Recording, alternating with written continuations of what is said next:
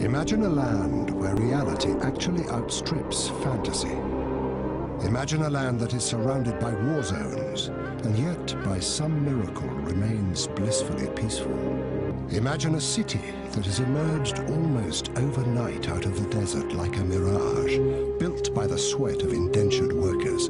Imagine a place like no other.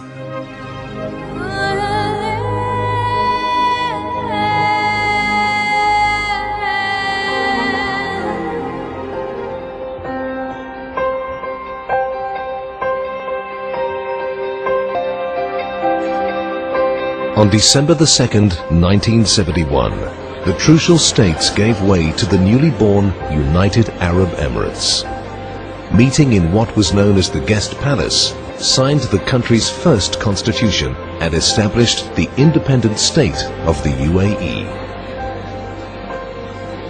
Ras Al Khaimah joined in February of the following year. Sheikh Zayed bin Sultan Al Nahyan, ruler of Abu Dhabi, was elected president of this new country. Sheikh Rashid bin Saeed Al Maktoum, ruler of Dubai, was appointed as the UAE's first vice president and prime minister. Today, Union House stands as a reminder of this successful federation, with a much larger now flying over this historic landmark. Looking back, it's amazing how far the United Arab Emirates have progressed in such a short space of time. It began with pearls. The pearl industry was a major source of income for communities on the Arabian Peninsula. Tribesmen would migrate to the coast during the pearling season to work on the fleets putting to sea. The pearling dhows would spend many weeks and even months gathering oysters from the seabed. The industry collapsed in 1930 due to the popularity of artificially cultured pearls. Coastal communities dependent on fishing and pearling had to find new sources of income. It was shortly after this that the first air links to the region were established. Sharjah became a vital stopover in 1932 for aircraft en route from Great Britain to India and on to Australia. Passengers would stay overnight in the Al Mahata fort before departing the next morning. The airstrip's fort was practical, to protect against occasional raids by Bedouin from the interior. Today, the site is an aviation museum, displaying aircraft that served the region. And Sharjah has grown from its humble beginnings into a major city.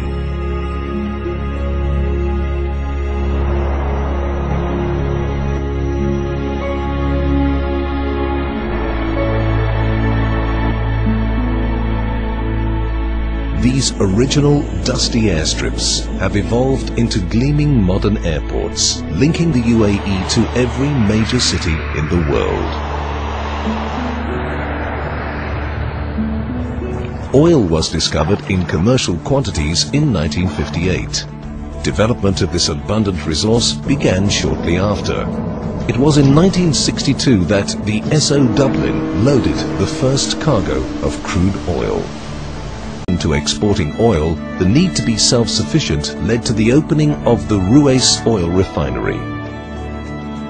Onshore and offshore oil production continued to develop throughout the 1960s.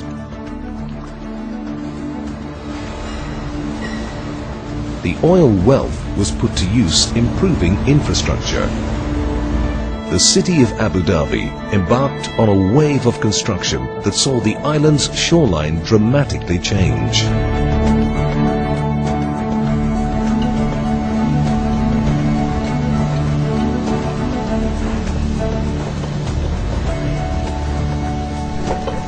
The city's oldest building, Al Hosn, or the White Fort, erected in 1798, was the most prominent landmark in the city.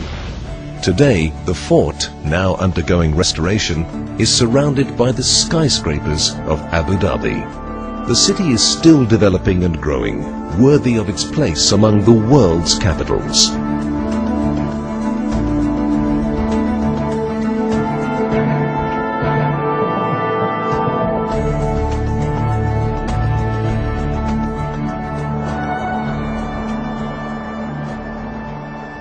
With pearls now no longer able to supply vital income, the resilient city of Dubai turned to trade to restore its fortune. Base for commerce throughout the Gulf region. The Dubai Creek, traditionally the center of business, was dredged in the early 1960s to allow larger dhows to navigate the waterway. This allowed the city to continue to grow as an important commercial hub. Dhows laden with goods are still a common feature on the city's creek, an historical link between the old and the new. Increasing demand led to the world's largest man-made port being created at Jebel Ali. Its crowded docks are testament to the valuable role it now plays at the center of regional trade. These successful commercial links have brought great change to the city of Dubai. Once crowded, narrow alleyways barely wide enough to accommodate donkeys and camels have evolved into wide highways and metro systems. These, in turn, weave through record-breaking skyscrapers and developments that are the icons of the city.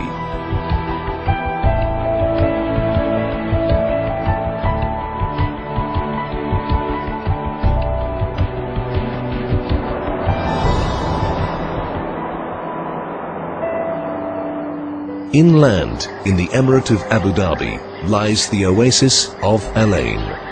Prior to 1971, the city was a base for the Trucial Omani Scouts, who would set out on camel to police the area.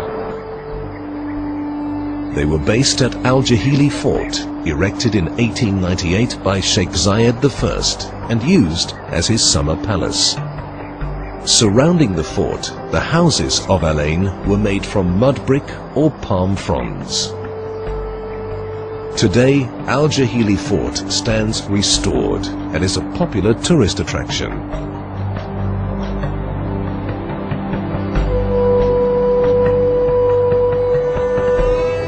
The modern city of Al Ain and surrounding districts have now expanded to be home to over 380,000 people.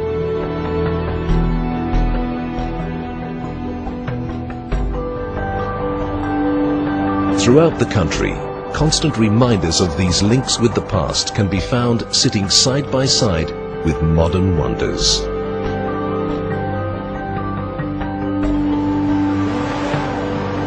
Practical has given way to recreational.